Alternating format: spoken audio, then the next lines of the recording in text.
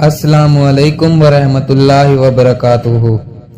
حیات کیئر میں تمام علم کے طلبگار اللہ کے بندوں کو خوش آمدید۔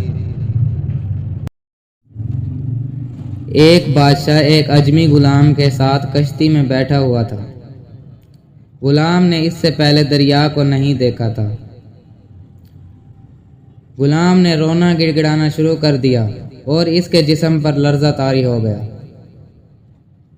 بادشاہ کا عیش اس سے تلخ ہو گیا کیونکہ نازک طبیعت سے ایسی باتوں کی برداشت نہیں ہو سکتی۔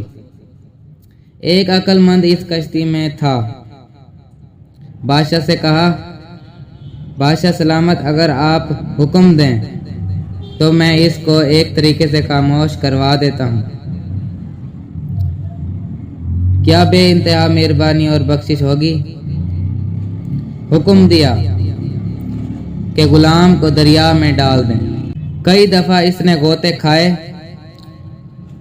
اور اس کے بعد اس کے بال پکڑ لیے اور کشتی کے پاس لے آئے۔ جب اسے اوپر چڑھایا تو ایک کونے میں جا کر بیٹھ گیا اور قرار پا لیا۔ بادشاہ کو تعجب ہوا اور پوچھا کہ کیا حکمت تھی؟ جواب دیا کہ اس سے پہلے اس نے ڈوبنے کی تکلیف نہیں دیکھی تھی